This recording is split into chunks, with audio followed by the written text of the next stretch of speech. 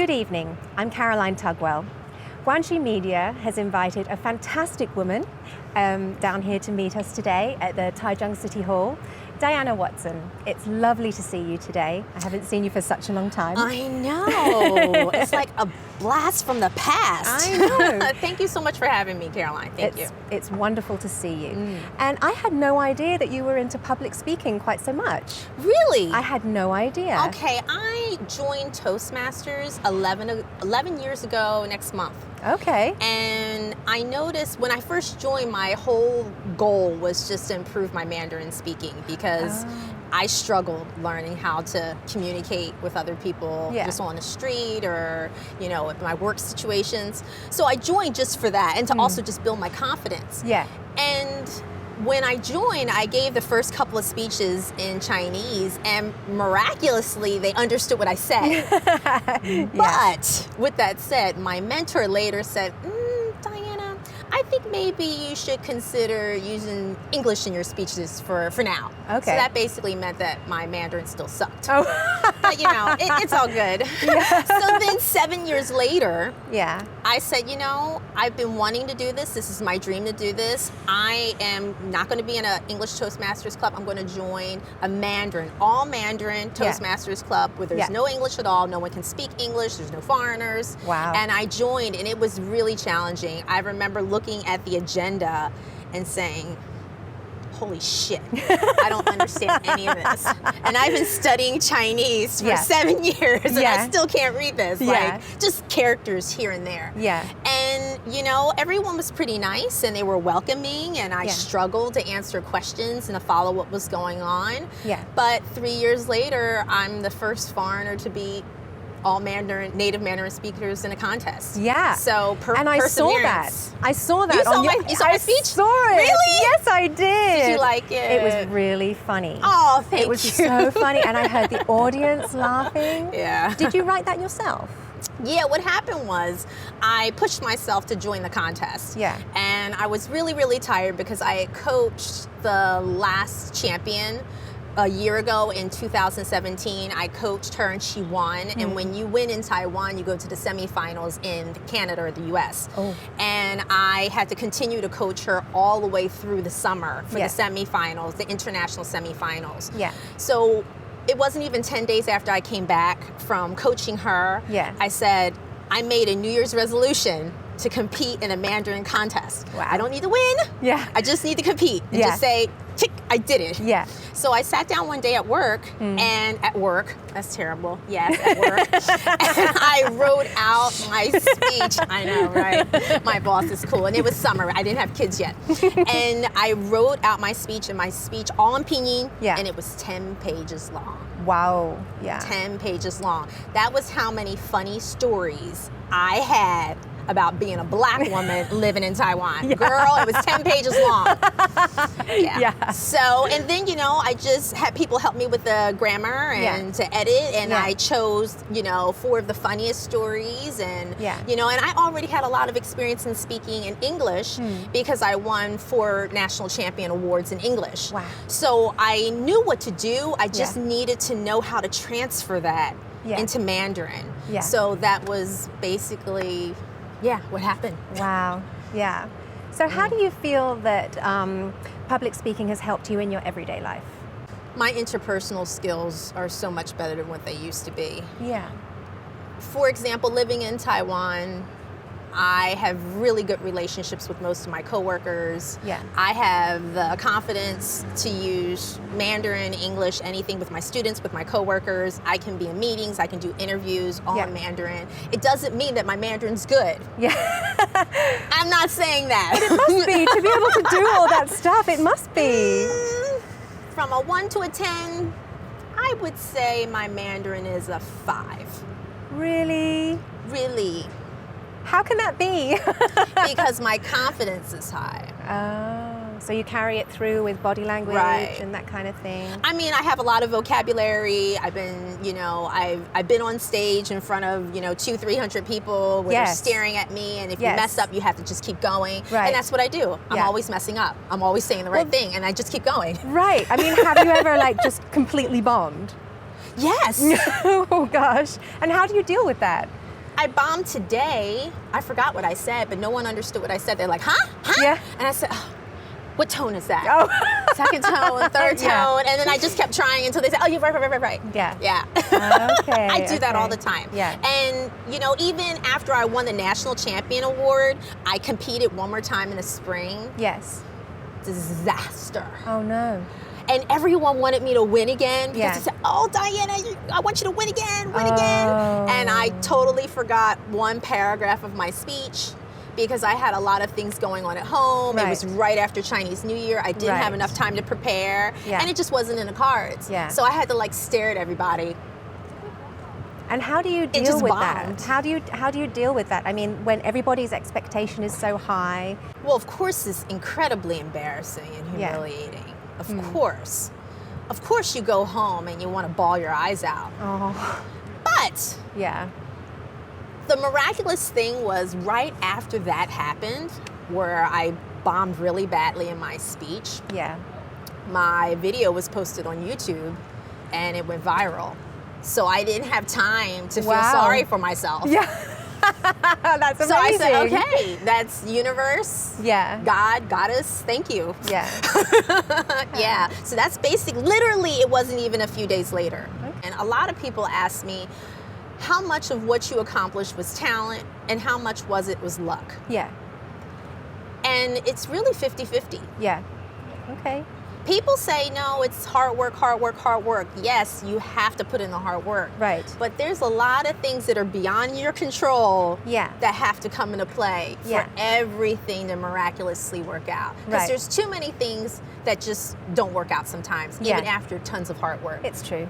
So that was a situation where it wasn't there, and it just didn't happen, and I felt really bad. I went home. I didn't cry. I wanted to, but for some reason the tears wouldn't come out.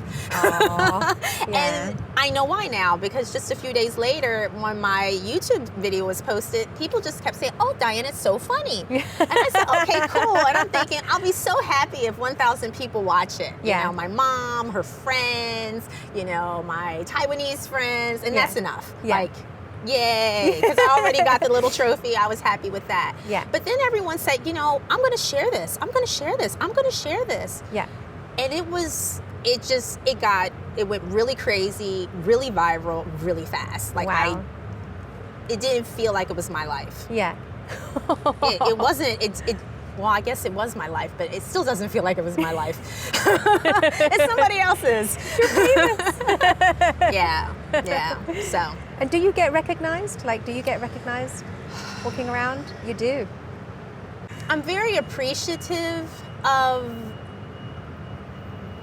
the respect I receive when people see my video and they get so excited but many times when people recognize me, it's at the worst times. Oh. When your hair's a mess, there's no makeup on, you're wearing a t-shirt and jeans, and you're just going to 7-Eleven to just grab a coffee. Yeah. You don't want to see anybody. Yeah. Are you the girl from the video? Can we take a picture? Oh, yay. Is not the time where you want to be recognized. Right. So, but my coach, I have a coach, a Mandarin coach, and she told me, she said, Diana, it doesn't matter where you are, what you're doing. If someone recognizes you, you need to appreciate that. Yeah. You really need to respect and appreciate the opportunity that's been given to you because of this. Right. And everybody, when someone's very successful with something, everyone wants a little piece of that because that's hope inside themselves. Right. That they can achieve something wonderful too. Right. And if you're rude to them, then it will be such an incredible disappointment for them. Yeah. That, they'll think in their minds that there's no reason to celebrate anybody's achievements because when you want to, it's not worth it. Right. They'll think it's not worth it. Right. So I keep that in mind all the time, what she tells me, regardless of whether my hair's a mess, my makeup's not done, my stomach's coming out of my pants, I look a hot mess. I'm just like, okay, I need to really respect the position that I've been put in and always appreciate it, regardless of what kind of a day I have, which is hard because we all have bad days. Yeah. But for a while there, I could never have a bad day. Yeah. So if somebody wants to become like a successful public speaker, what advice would you give them? Oh, you got to put in the hours, girl. Yeah. I remember for my English competition, my English speech where I won the national title here, Yeah. I revised that speech about 30 times. Wow. And the speech before that where I got second place, I revised that about 70 times. Wow. Yeah. Wow, that's a lot. Surprisingly, for the Chinese one, it didn't require so much revision. I think it's just because of all the years of experience. I knew what to do, Right. and the longer you've been doing it, the easier it gets in some Right. respects. It's still hard, Yeah. but it gets easier. So people don't understand that. They think that this is my speech, this is my story. I'm not willing to change it. If they don't like it, they don't like it. I don't want to change it.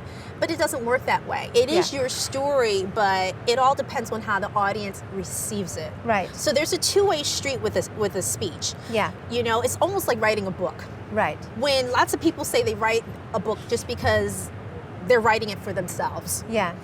But I argue that anytime you want an audience for anything, half of it's you, but half of it you need to look at what the audience wants and needs. Because they're giving you something very valuable. Yeah. Their time. Yeah. And their attention. And their attention. Yeah. For 7 minutes and 30 seconds, a lot of people in Taiwan and other countries that I've gotten messages from, they took their time and their attention to listen to my story and to watch me speak and to get a good laugh, but also to learn some really valuable lessons. Right. And that's a big deal. Yeah. And my suggestion, sorry, get back to your point. Suggestion, you need to think about the audience as well as yourself. It's a 50-50 street. Yeah. The second advice that I give you is that I would suggest to anyone is that you have to revise, work. And this kind of work you don't get paid. Yeah. And no one wants to hear that. Everyone wants money right now. Yeah. But I always say, if you're not willing to invest in yourself, you're willing to invest in these schools or these companies, but you're not willing to invest in yourself, Yeah. what does your future look like? That's true. Yeah. What do you really want for your life? What do you want your life to look like? Yeah. And sometimes people get jealous because they see how hard you're willing to work. They see your ambition, and inside it makes them feel inferior. And they need to take a very good look at themselves and say to themselves, okay, if I'm happy with my life the way that it is, there's nothing wrong with that. That's okay. Yeah. But you can't knock someone else for having the interest of doing more. Yeah. My book will be finished and will be published by the spring. You're writing a book? Yes. What's it called? It's called The Speaking Seed, which is what my business is called, which focuses on foreign language public speaking.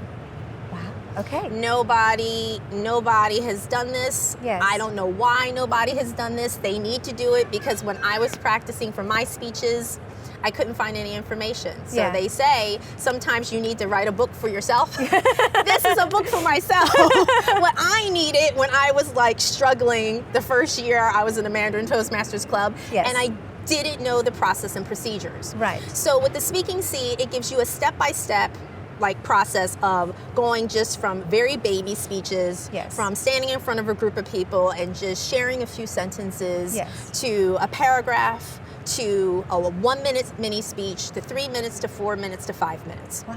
Okay. And it just gives you a step-by-step process. Yes. Whereas the Toastmasters program, which I'm a part of, they don't have anything designed for non-native English speakers. Okay. Which is pretty surprising considering that Toastmasters is dying in the US, Canada, Australia, and England. Is it really? But or the UK, yes. But it's growing like crazy in Asia. Yeah.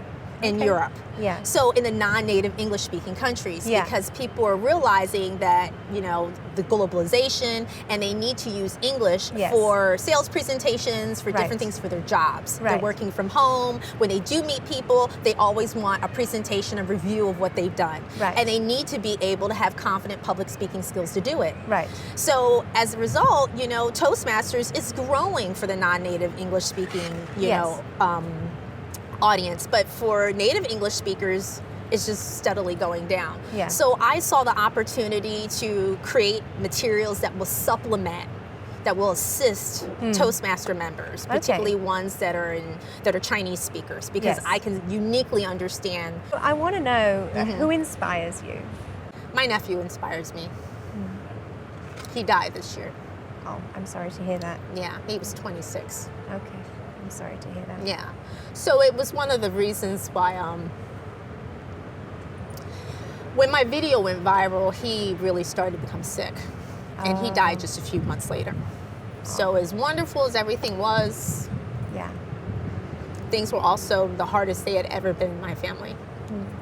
So, and he died of brain cancer, so he really struggled.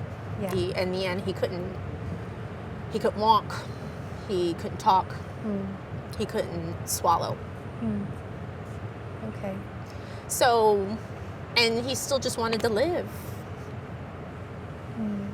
He just wanted to live. Yeah. So I think about him and I'm like, wow, you know, he was just the bravest person I knew. Yeah. So you live in Puli? Why Puli? Why Puli? I was so sick of Taichung. Yeah. Oh, really? Why? I had lived here for 11 years. It was long enough. And Puli's just so beautiful. Puli has its share of pollution, but to me, I know that everyone says it has a share of pollution, but to me, the air is just fresher and cleaner, and the mountains are beautiful, and I just love Puli. I have a house. Yeah. I have a yard again. You know, I'm a North American. These are like basics for us. After a while, we don't want to be in an apartment where we're here in construction for like 4 hours a day. Like I wanted space and trees and my baby, my doggy, he loved it. He had a nice retirement there. He passed away this year as well. So it's been a wonderful year for me on both sides. But he loved it, so he didn't have to climb stairs, and he loved the trees and the environment. So I love Puli just because it's the true Taiwan to me. Yeah. Puli is the real deal. Yeah, really? Yeah, to me it's the real deal. I feel like I want to go there again now. You should, because the sceneries, the mountains are just so beautiful. Like to walk outside and go into your backyard and see these luscious green mountains and beautiful blue skies with perfectly puffy cotton clouds. Yeah. It's the best way to start your morning. Yeah. It just is. You can't compare it to the city. The city is a reflection of my young life. And I think Puli's more of a reflection of my middle-aged life. Middle-aged? I am middle-aged, No girl. way. I'm 44. Taiwan is one of those places where I don't think it's necessarily great for tourism. Right. They're great places to live. Yeah. Yeah. Every time I tell people if they want to visit or something, I say, listen, you really can't experience the real Taiwan unless you live here. You can't appreciate it unless you live here. Yeah. If you're coming here just thinking, oh, okay, this will be another tourist destination, I want to see the museums and the famous spots, you may not be so happy with your stay. Yeah. But if you live here and you pass that 2 or 3 year mark, you don't leave. You're here for like 10, 15, 20 years, like the rest of us. Right? Amen. All right. Still here. Still here. 13 years. How long has it been for you? About 13 or 14. Wow. I think this is my 14th year. Yeah, wow. Yeah, just don't leave. Yeah. Well, it's been lovely talking to you. Yeah. Thank you so much for having me today, Caroline. Thank you so much. It was good to see you. Wonderful to see you. Okay, thank you. Okay. Come here.